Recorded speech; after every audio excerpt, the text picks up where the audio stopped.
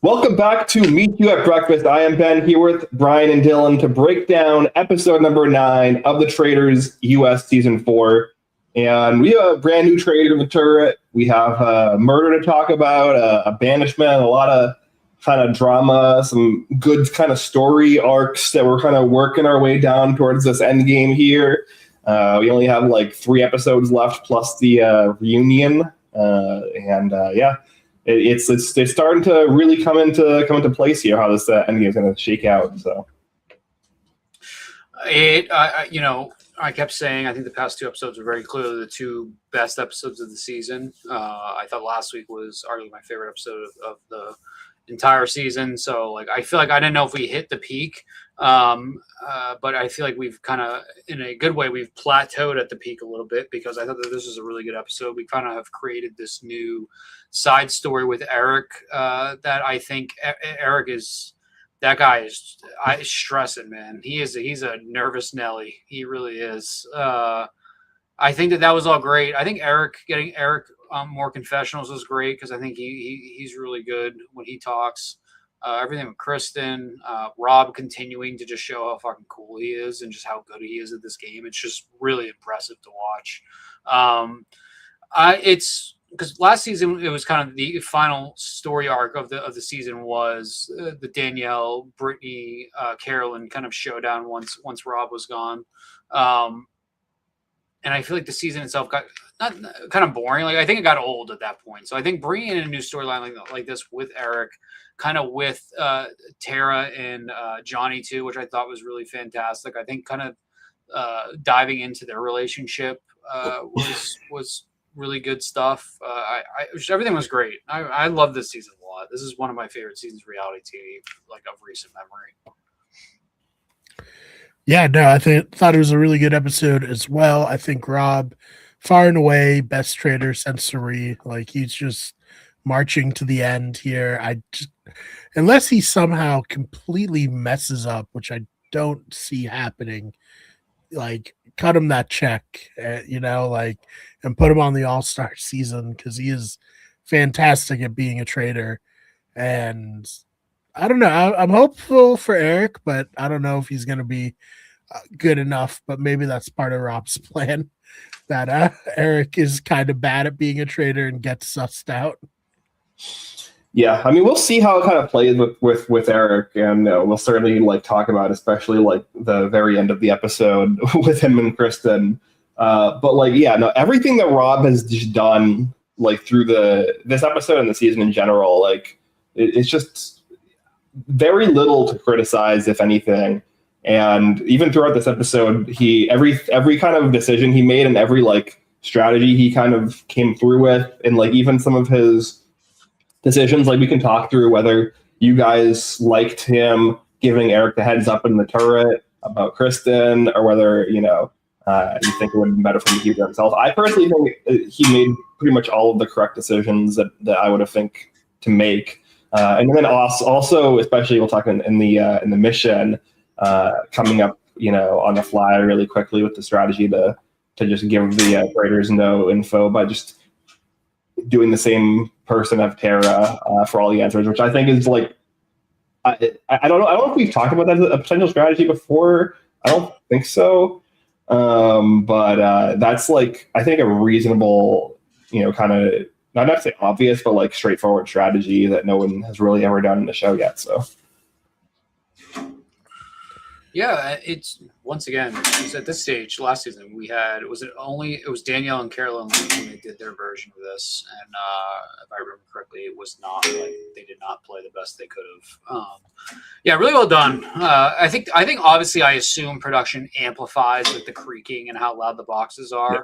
Because on the face of it, that seems like a very, very tough and kind of unfair challenge to have things that close. But I assume there's there's an extra layer of soundproofing on the boxes on top of things not being that creaky. Really fun. I liked it. I think the strategy going with Tara for everything, and kind of the mental chaos that was already going on with the Faithfuls at that point.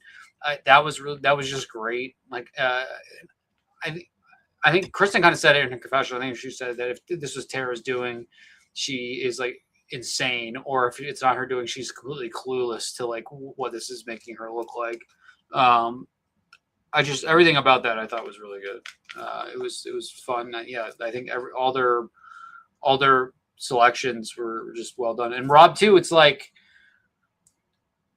I feel like in everybody there, he's on the bottom of all their lists. So it's not even like anybody has remotely suspected him yet. Because even like some of the picks he had where he chose himself, I feel like is a risky move, but it still paid off. Like I think there was 2 answers where he chose himself or chose like more where if he was choosing an ally, maybe it wasn't the smartest thing to do or something like that. But it just worked out for him because he knows his standing with the rest of the faithfuls. That's why, yeah, I think I said jokingly last week that if like the only other funny, like satisfying end of the season is Mora finding out that he's the traitor and getting him out, and her kind of being like the last man standing. That is a very, very funny outcome. But I really don't see any other path for this season other than that very silly shenanigans happening. Just because I think that like he's in one of the best positions of a player in an end game that I've seen in a long time. Like it's really impressive.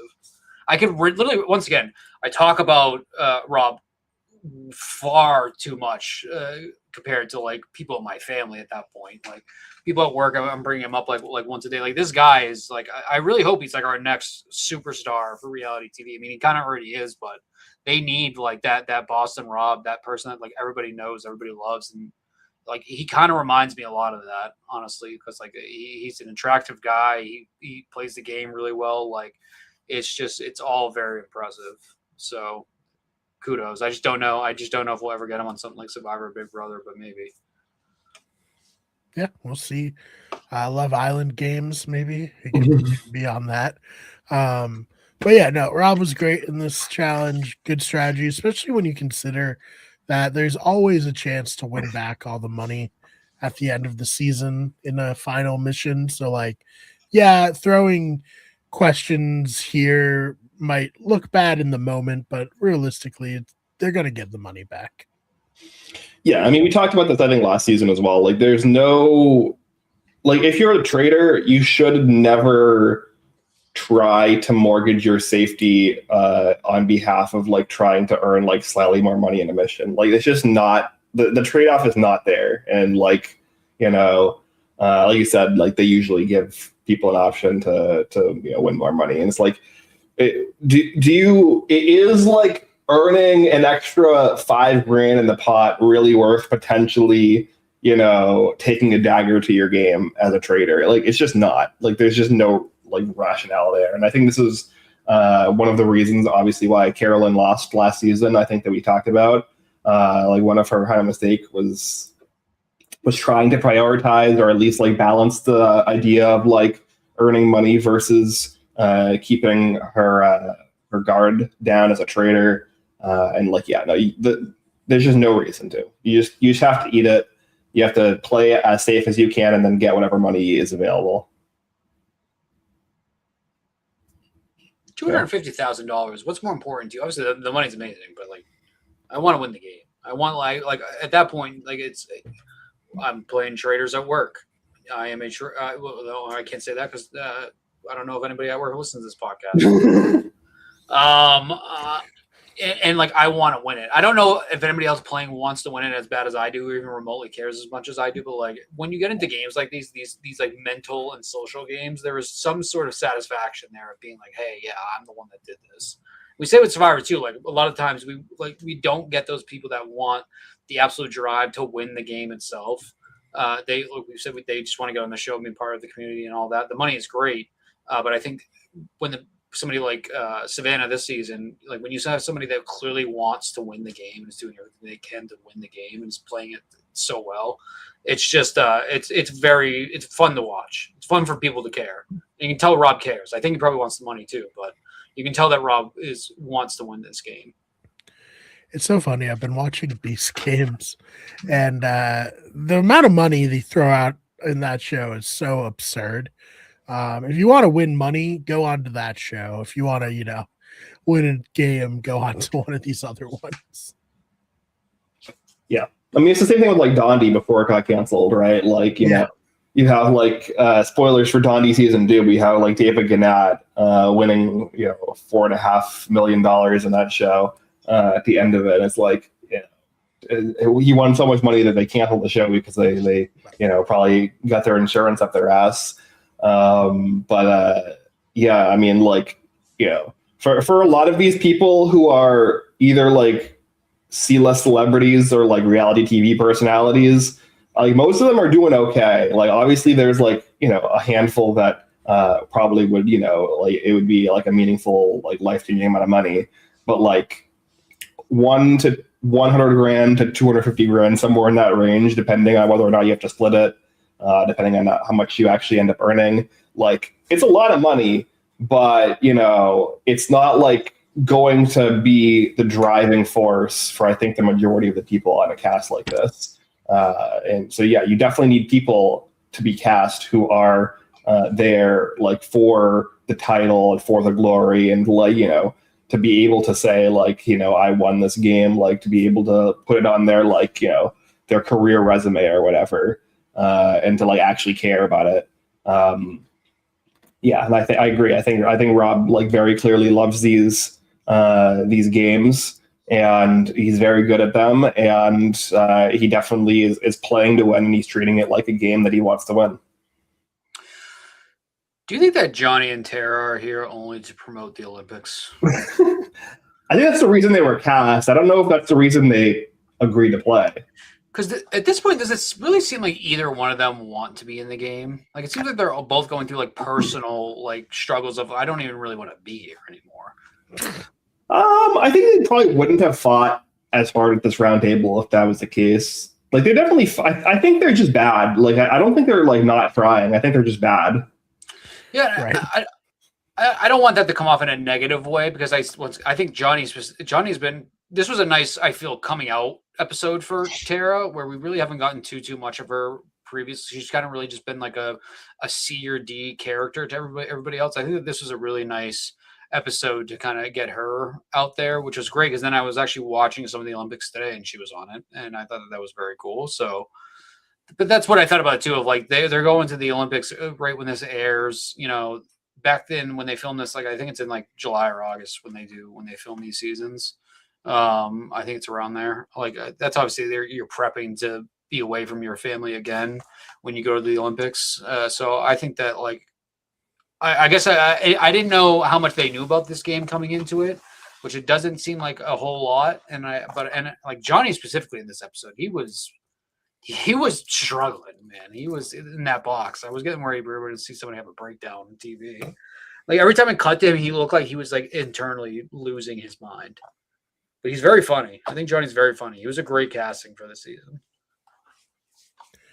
Yeah, I think it was definitely part of the synergy of Peacock having the Olympics, having these two on. It just happened to work out that they're still on the show by the time the Olympics was airing. But I do think it's good synergy because when I went on Peacock to watch it today, there was the men's like singles figure skating thing, and I was like, oh, hey, I bet Johnny and Tara are, doing the commentary.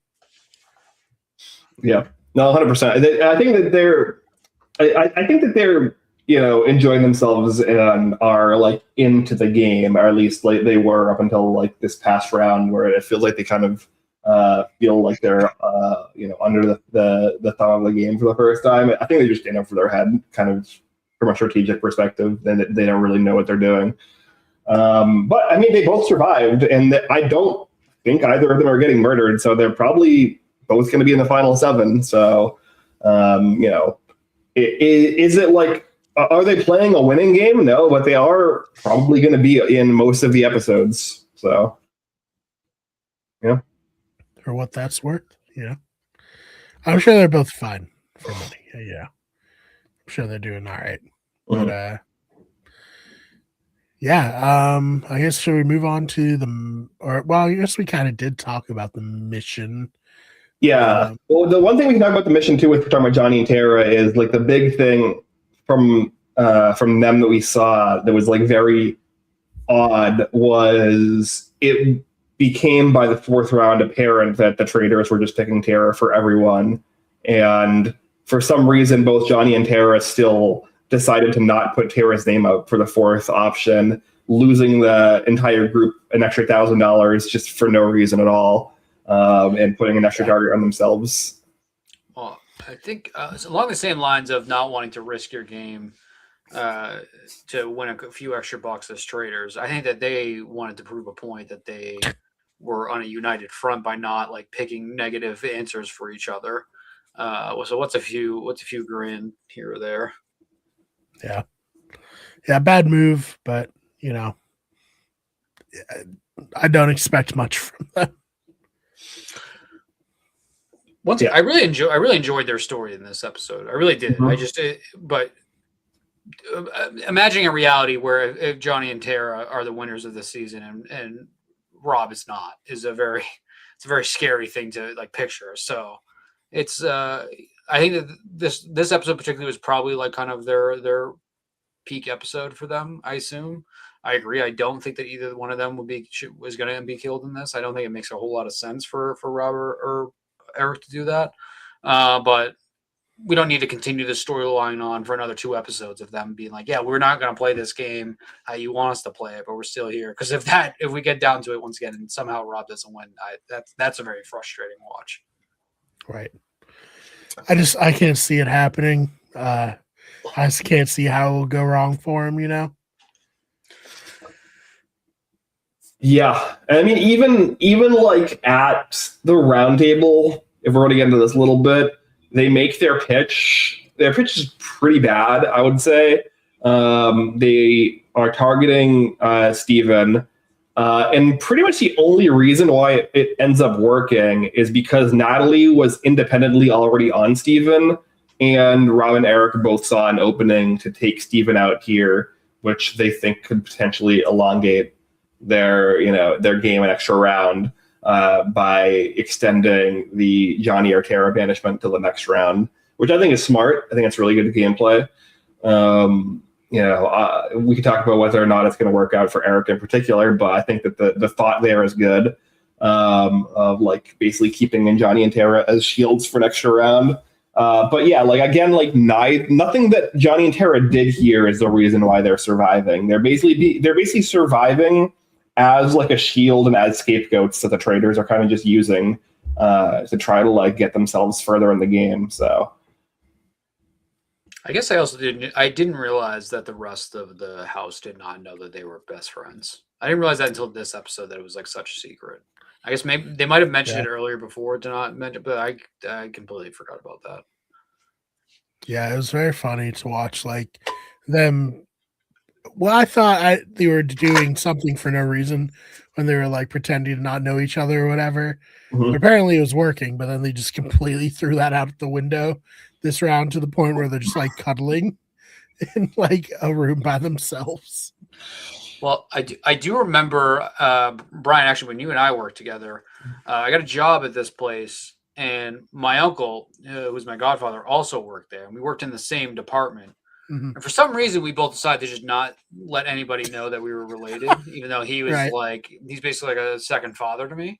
Right. I don't know what the rationale was behind that. Like, they're gonna be like, "Oh, you leave. You got an uncle in this team. What's going on with that?" Like, it didn't make a whole lot of sense. We were young. Like, it's not something you'd probably do. My uncle wasn't young though. This is part of his idea. That's true. So he was a 50-year-old man at this point.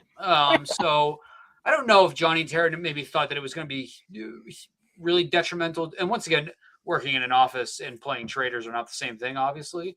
For you, maybe, but yeah, I guess for me, it kind of is. Yeah, I don't know. I guess in a game like this, people get scared when they know that somebody is very, very close to somebody else. We see it a lot with like Survivor too and stuff like that. So I guess I understand the reasoning behind not wanting to do it, but yeah, I don't really know what the point was to be proved here with this speech that they were kind of going in for. Once again, I like their story in this episode. I kind of like, I found it funny, like them kind of uniting, saying that we're, F this, we're just going to show people we're close, I guess. I don't know. Like, it was fine. It worked. And like, I don't know what this really accomplished. I agree with you, Ben. I don't know what it accomplished. It ate up time, I'm sure, because maybe this vote was a little bit more straightforward than it seemed when we watched this. But yeah, I think I think going Steven here is probably is the right move. I think obviously keeping Johnny and having and basically Tara at this point, keeping Johnny and Tara there kind of almost confirms that you're going to be making the final. It's a final five is when they start, when there's no more. Yes, Final usually. five is. Yeah. So that kind of almost guarantees it at that point. So I think it was the right move. It's just Eric can't really handle himself in the situation, but he's always been quiet. I think Kristen calling out his whole like, oh, I don't know what to do type attitude was like 100% the right move, because he really has been doing that the entire season. Specifically here, he like to not include yourself at all. And you don't have to attack Johnny and Tara to maybe make it more obvious, but yeah, I don't know. The lights are getting a little bit too bright for my boy Eric. I really hope he turns around, because I like him a lot, and I think Rob wants to probably win with another traitor. Rob seems like somebody that wants to win, like with a team and to be likable. Because he already said it. He was like he wishes he was a faithful, because he wants to play as a faithful. But it is becoming a very easy option now to throw Eric underneath the bus, just because he's not going to be able to handle it. And kind of on the same tier too, I think Natalie. My God, I don't know what has happened to Natalie Anderson, but these have been a really brutal 3 episodes for her. I think that she has been playing really, really bad. Not great. You know what, Dylan, to add to your story about working in the office with your uncle, Ben and I, we played Survivor New York together. Mm-hmm. We didn't tell anyone. And my now wife, at the time girlfriend, and I also were playing together, and we didn't tell anybody that we knew each other either. So yeah, I did almost torpedo my game trying to save Ben, though. But yeah, well, I mean, in that case, that's like a situation where people eventually found out, and then that was like the reason why they were pissed at you. So like, I think that there's like there's obviously pros and cons here. I think that like you could see a little bit of hostility coming out at Johnny and Tara at this round table, where they're like, you know, oh, okay, so they've just been lying to us the entire season for like seemingly no reason. Shades of Final Tribal Council. You're right, Ben. Mm-hmm. So it's just like, what I'm very confused, I guess, why they weren't paired up before by the rest of the cast, given that like housewives who are on different franchises are paired up. Survivors or Big Brother players who have never played a season of their show together are paired up just implicitly. Like, you would think that like 2 professional figure skaters that are about the same age would be like just kind of implicitly paired up, like, oh, even if they're not like besties, they have run in the same circles likely for years. Like that just seems like a reasonable thing to assume. Way more likely than someone on Real Housewives of Dubai and Real Housewives of like New Jersey or whatever. Yeah. Like, unlikely they know each other that well. Yeah. So it's just it was odd to me that I guess that like other people didn't assume that they were as at least like close enough to treat them as like some kind of implicit pair. And yeah, the argument of like, I'm his bestie, therefore I know that he's not lying to me and he's not a traitor. I mean, on other franchises, we've seen brothers and sisters and couples being split up as traitor and faithful, and it taking a while for them to realize, you know, usually they can eventually read it. Because like it is like when you know somebody that well, like usually you can read it eventually. But like it's not impossible that one of them could be successfully duping the other. And on top of that, the prevailing theory right now among the faithfuls is that one of them was a traitor and just recruited the other. So like if they're both traitors, then obviously like them vouching for each other gives you nothing. So like I don't know. It's just a bad argument. And like, again, it only worked because Natalie was independently on Steven for reasons that weren't relevant to them. Right. I feel bad for Steven. I think Steven wanted to play this game, wanted to win. Kind of feel bad for him.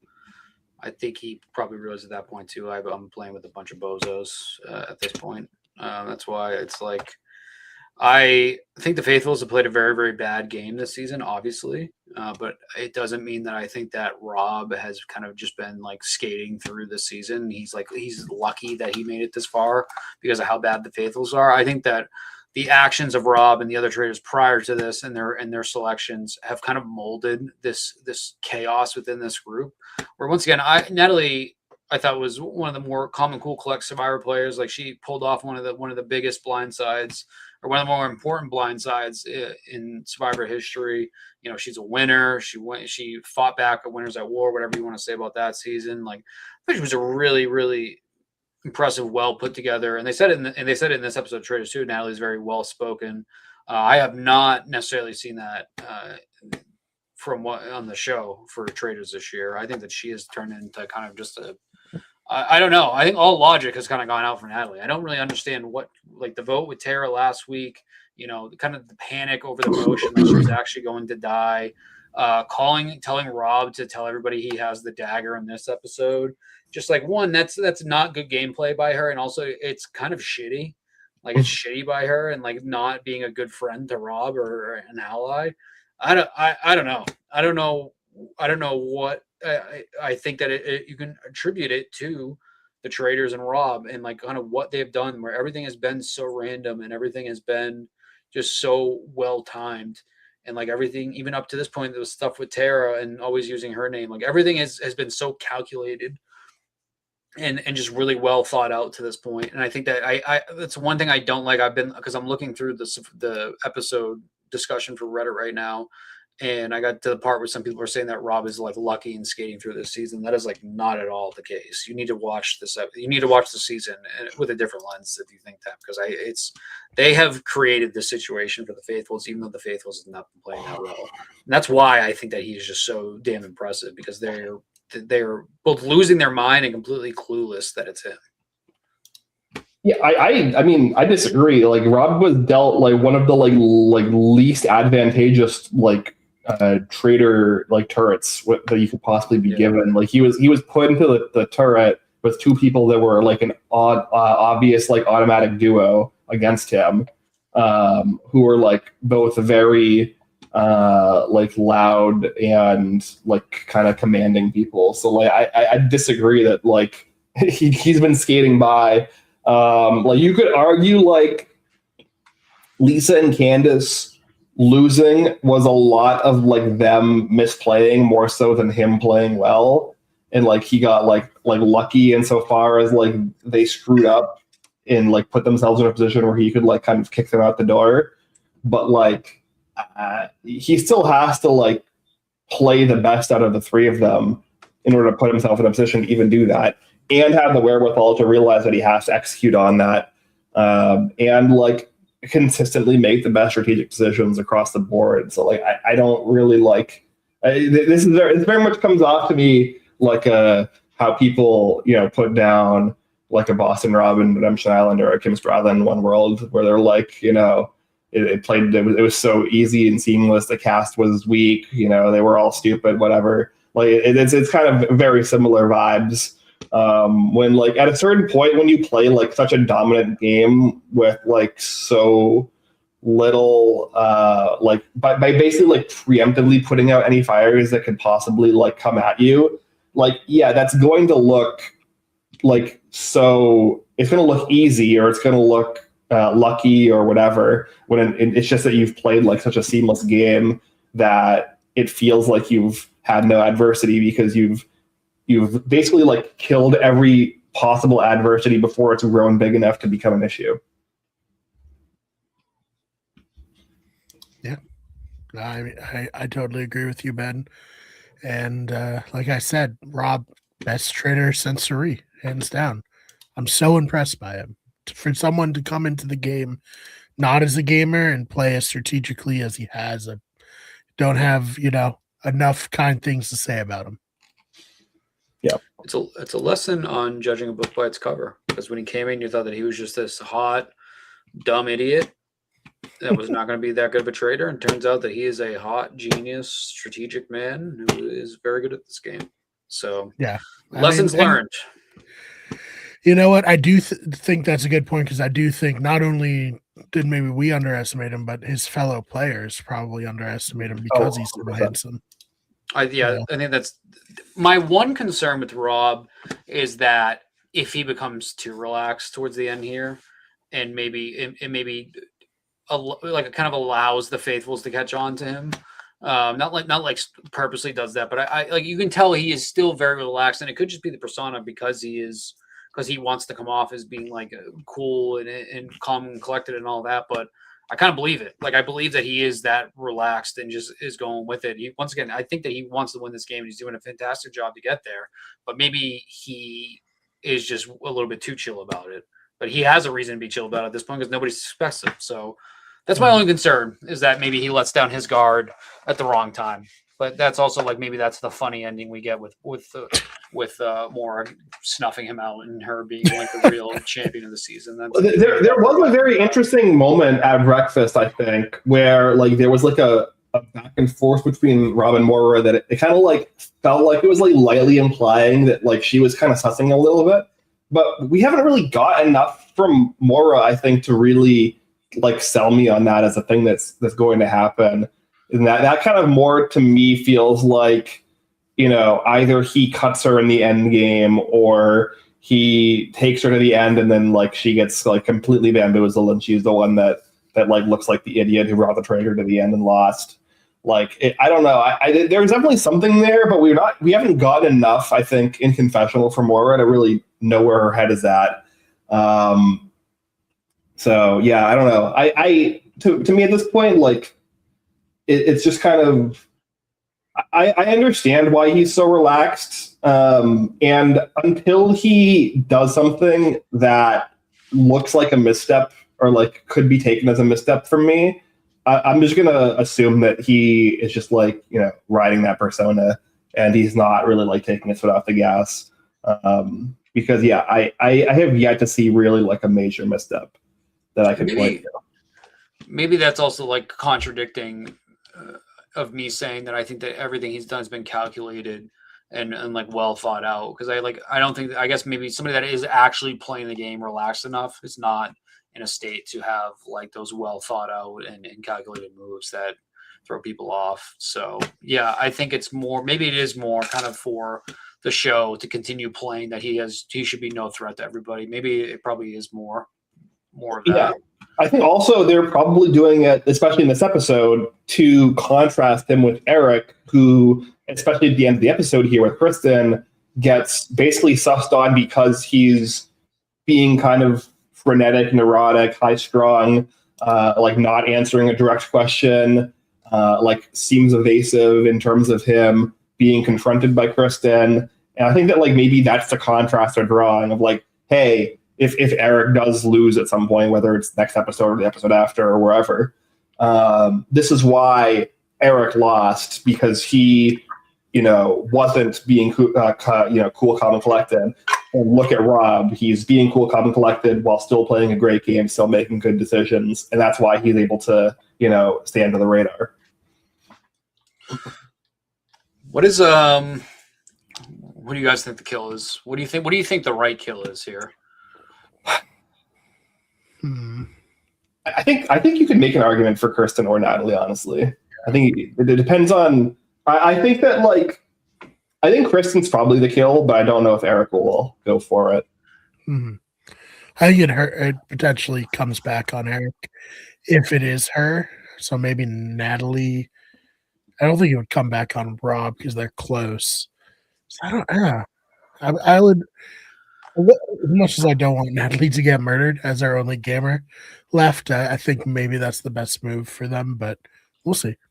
I think minimizing the damage to Kristen and getting her out now is probably the best move for Eric and for Rob for two reasons. For Rob, one, because it gets the threat of Kristen out of there, and then two, it's an obvious fallback onto Eric if that is the case. Sure. So I think we've seen with the remaining faithfuls, especially, and with Steven going out in this episode, the faithfuls are going to pounce on any sort of information they get, no matter how weak it is.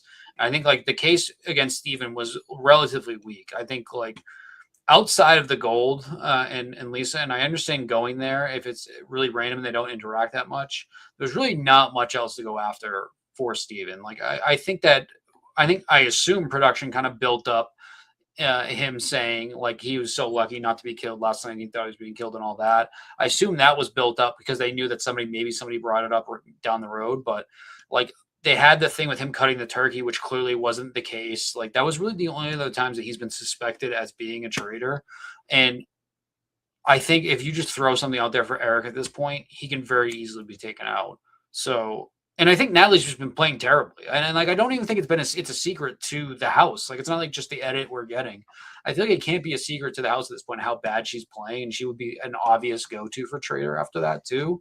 So I think just getting rid of Kristen because she is smart and she's playing, she's starting to catch on to things like that. You just got to get rid of her. Like technically only Mark and Rob were in that room. So, but she clearly made it clear to Eric himself that she was on to him. So I think you get rid of Kristen here. I think that is what they do. I think that she is way too dangerous to leave back in the game at this point, especially where we're at. And you know you have more in your pocket basically if you're Rob. I mean, you really kind of have everybody in your pocket, but you have the Johnny and Tara thing to immediately fall back on too. Like that's final five right there. Like that's a guaranteed you are going to be able to try to end the game. I would just get Kristen out, and like I think Mark is not on to Rob at all either. I think you get Kristen out. Honestly, I think that Rob is like almost coasting to the end unless he has a colossal fuck up. Yeah, no, I agree. I think Kristen is the best kill for both of them. I just don't know if Eric will like kind of have the cojones to sign on to that. But I agree that like this is kind of contradictory because we see with Colton and Candace, a couple episodes ago, that being like the reason why she gets targeted, but Candace didn't know that Colton was sussing her the previous round, right? So like it's a little bit different when you like know that you kind of have to play defense on it. Like you can kind of immediately start to play like in a certain way. Obviously, like Candace and separately handled the situation poorly, regardless of the kill. But yeah, I agree that generally when somebody is starting to suss onto you, it's a safer move to kill them ASAP. As opposed to like trying to like do this weird double bluff thing or like triple bluff thing where you're like, oh no, if I were a traitor, I would have killed you and you're not dead. So then I can't be a traitor. Right. And then like you try to like face them head to head. It's a lot easier to make an argument against somebody's points when they're not there to defend themselves. So if you just kill Kristen and then you can kind of make your arguments into open air with like maybe Mark being the sole voice against you. It's probably a lot harder for people to rally you, especially when you also like you said, have the Tara and Johnny situation that has to be dealt with. And on top of that, I think that Rob's priority right now, and Eric should be as well, but Rob in particular, is splitting up these pairs. We have this Mark and Kristen pair, and we have this Tara and Johnny pair. And both of them need to be split up before we get to top five. Otherwise, like it's very, very dangerous. Like Rob's ideal top five, if he doesn't want to get Eric out, is like him, Eric, Natalie, Maura, and then like Mark and or one of Johnny and Tara. Like that's like probably his ideal top five. Some combination of that. And then he'll have Natalie, he'll have Maura. He can bring them down into a top 2 or 3 and then win the game that way. So like it's just like you really need to split these pairs up. And like you said, Natalie's not a threat. You also you can't go into the end with duos that are that close. Yeah.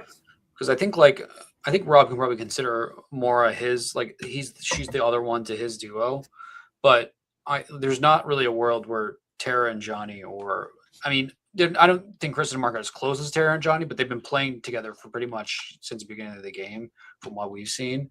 I don't think that they, as much as they love Rob, I don't think that they would turn on each other. So, yeah, I think that that's 100% the right play to just get rid of the pairs, and also you're eliminating the threat of Kristen, who is like on to a traitor at the moment. So, yeah, it'll be interesting to see.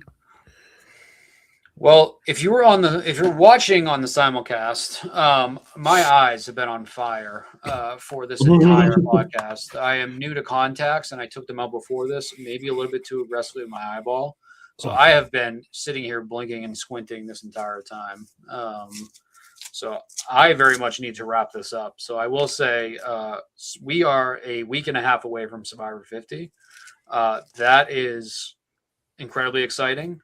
Once again, I said that I was looking more forward to Survivor 50 than the Super Bowl, and throughout like the build up to the Super Bowl, I was like very much feeling like I don't have this big game to play or this big game to watch this upcoming Sunday.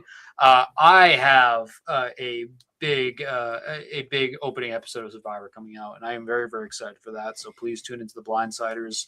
We're getting close. We're talking about how great of a first opening episode Heroes versus Villains is. And I am like very, very hopeful that we get that type of episode with Survivor 50.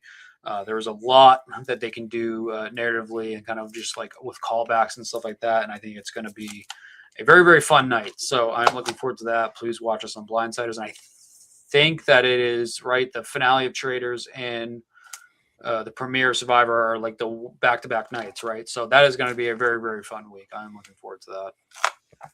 No, definitely. Yeah, all the places to check out. Don't want to belabor it so Dylan can get his eyes, all checked out. But Thank you. Thank you so much for watching, and we'll see you in the